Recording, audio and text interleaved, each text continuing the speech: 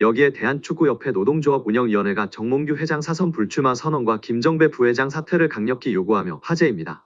축구협회 노조는 17일 KFA CEO 김정배 부회장은 사퇴하고 정몽규 회장은 즉각 불출마 선언해야 라는 제목하에 성명서를 발표했습니다. 성명서에 따르면 축구협회는 지난해 3월 승부조작 비리 축구인 사면 파동 이후 위기 수습체계 하나로 문화체육관광부 차관 출신 김정배 부회장을 대한축구협회 실무 총책임자로 앉혔습니다. 김 부회장이 오면서 축구인 출신들이 원천적으로 배제됐습니다. 협회 조직에서 축구인 출신과 비출신 간의 견제와 균형이 무너졌고 각종 논란의 불씨가 됐습니다. 노조는 선임 당시에도 잘못된 결정은 정몽규 회장이 했는데 엉뚱하게 축구인 부회장 혹은 전무이사를 선임하지 않는 방식으로 조직을 개편하면서 논란이 일었다면서 주원이는 정 회장의 잘못된 결정인데 축구인들의 제19 감사기로 뒤집어 씌워 축구인들의 목소리를 아예 안 듣는 식으로 해법을 내놓은 것이라고 꼬집었습니다. 그러면서 김 부회장의 역할에 있어서도 사실상 허수아비였다는 것이 노조의 주장이 있습니다. 노조는 강도 높은 문제부 감사를 2달여 겪으면서 직원들은 한 목소리로 협회 내 컨트롤 타워가 없다고 아우성이었다면서 문제부 출신이니까 김정배 부회장이 키를 쥐고 어떻게 대응하고 후속 조치는 어떻게 해야 할지 등을 하지 않을까 하는 기대가 있었는데 놀랍도록 아무 역할이 없었다는 전언이라고 전했습니다. 이어 우리 협회를 향한 여론이 점점 악화되자 이번 감사 전부터도 본인은 곧 떠날 사람이나 남을 직원들이 잘 대응하라는 식으로 말했다고도 알려졌다며 오히려 문제부 차관 출신이라는 정관을 이용해 본인만 책임을 피하려는 행태에 우리 직원들은 큰 실망을 감출 수 없었다고 덧붙였습니다. 지난 7월 홍명보 감독 선임 과정에서도 김 부회장이 총책임자였다고 폭로했습니다. 노조는 이임생 총괄이사가 기술적으로야 주도했지만 세부 계약 조건 등은 김정배 부회장이 총책임자였는데 그 어느 보도에도 그의 이름 3글자는 찾아볼 수가 없었다며 이임생 기술이사가 협상 권한이 있다고 그의 등을 떠민 것도 바로 김정배 부회장으로 알려졌고 정 회장이 전력강화위원회를 다시 구성하자고 한 지시를 무시하고 문제없다고 밀어붙인 이도 그로 알려졌다고 알렸습니다. 아울러 그런 사람을 부회장에 앉힌 정몽규 회장의 인사 실패는 결코 가볍다 볼 수 없다며 김정배 부회장은 축구팬과 축구인들에게 석고대죄하고 즉각 사퇴하고 정몽규 회장의 불출마 선언이 한국 축구 정상화의 첫걸음임을 잊지 말아야 할 것이라고 강력 경고했습니다. 축구협회가 정관상 보수를 받을 수 없는 게 원칙인 비상근 임원들에게 자문료 명목으로 매달 수백만 원씩 급여성 고정 보수를 지급했다는 지적이 나왔습니다. 보수를 받은 임원들 중에는 국가대표 출신 최영일, 장회룡, 하석주, 이동국, 이영표, 이천수, 김병지 등을 비롯 축구 해설가 한준희 씨가 포함됐습니다. 이 같은 내용은 지난 5일 문화체육관광부가 발표한 대한축구협회 감사 결과에 들어있는데요. 문체부는 홍명보 축구대표팀 감독 선임 논란을 계기로 축구협회 운영 전반을 들여다본 바 있습니다. 축구협회가 2021년부터 올해 8월까지 비상근 임원 44명 중 34명에게 지급한 보수는 모두 28억 원. 축구협회는 정관과 임원 보수 규정에 의하면 별도 계약을 체결한 경우 비상근 임원이라도 보수를 지급할 수 있다고 주장했습니다.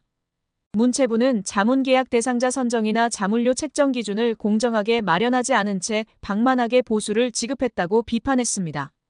이 기간 축구협회에서 가장 많은 자문료를 받은 비상근 임원은 위르겐 클린스만 감독 선임 당시 활동했던 마이클 밀러 전 전력강화위원장이었습니다.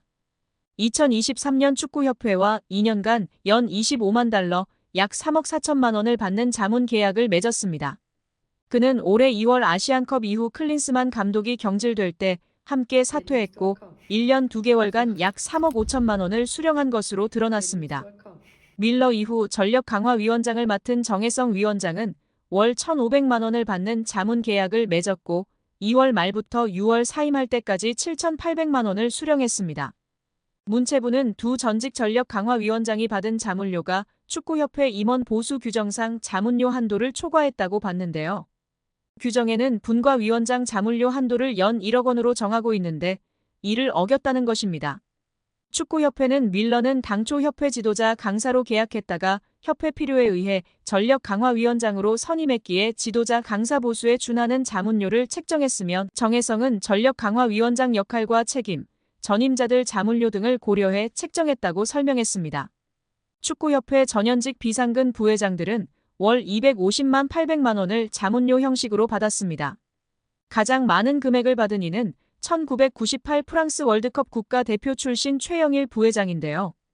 그는 2021부터 2022년엔 월 600만 원씩, 지난해와 올해엔 월 800만 원씩 받아 올해 8월까지 2억 9,600만 원 넘는 돈을 지급받았습니다. K리그 인천과 중국 충칭 감독 등을 지낸 장회룡 부회장은 2023년 부임한 이후 월 800만 원씩 받아 총 1억 2,700만 원을 수령했습니다. 함께 부임한 국가대표 출신 하석주 부회장과 축구 해설가 한준희 부회장은 각각 월 600만 원씩 총 9,560만 원을 받았습니다. 김병지 현 강원FC 대표이사는 2021년부터 2023년 1월 강원에 부임하기 전까지 비상근 부회장으로서 월 600만 원씩 총 1억 4,400만 원을 받았습니다. 홍명보 감독 선임을 둘러싸고 축구협회를 향해 공개적으로 비판 목소리를 냈던 이동국, 이영표, 이천수 등도 과거 협회에서 자문료를 받은 것으로 나타났습니다. 이동국은 김병지 후임으로, 이영표는 정몽규 회장 부임 때부터 부회장을 맡았습니다. 이 둘은 2023년에 월 500만 원을 받는 자문 계약을 맺었으나 그해 4월 승부 조작 등 비위 행위자 기습 사면 시도에 대한 책임으로 축구협회 임원진이 전원 사퇴할 때 함께 물러나 각각 1,100만 원씩 받았습니다. 이천수는 2021년 2월부터 2022년 12월까지 축구협회 사회공헌위원장을 맡으며 월 250만 원씩 총 6천여만 원을 수령했습니다.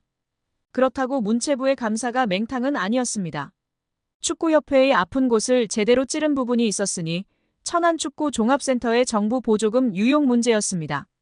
축구협회는 2021년 7월 천안센터 스타디움 건립에 정부 보조금 약 56억 원을 신청했는데 사무공간이 없는 곳으로 신청한 초안과 달리 문체부와 협의 없이 사무공간 건물을 따로 짓는 것으로 추후 계획을 변경한 것으로 드러났습니다. 문체부는 축구협회가 굳고 보조금을 사실과 다르게 거짓으로 신청했다고 규정하고 보조금을 환수하는 것은 물론 보조금법에 따라 최대 5배의 과징금을 물릴 방침입니다. 이렇게 되면 축구협회는 최대 300억 원에 이르는 돈을 부담해야 하는 처지가 되는데 천안축구센터 건립을 위해 하나은행과 615억 원 한도의 대출 계약을 약정하는 등 이미 막대한 채무를 지고 있는 축구협회의 재정 상황에서 결코 가볍게 볼 일이 아닙니다. 정 회장이 남은 임기는 물론 사선 연임에 성공하더라도 큰 재정적 부담을 안은 채 축구협회를 운영해야 하는 상황에 몰리게 됩니다. 문체부 고위 관계자는 아직 굳고 보조금 관련 어느 정도 과징금이 책정되는지 정확히 결정된 것은 없다.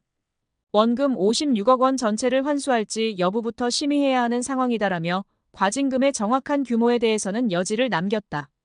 다만 정몽규 회장이 정부의 징계 조치에도 불구하고 사선 도전을 강행한다면 이른바 괘씸죄를 적용해 액수는 커질 수 있다는 전망도 나오고 있습니다. 오늘도 영상 시청해주신 구독자 여러분들 너무나 감사드립니다. 아직 구독 안 하셨다면 구독, 좋아요 부탁드립니다. 좋은 하루 보내세요.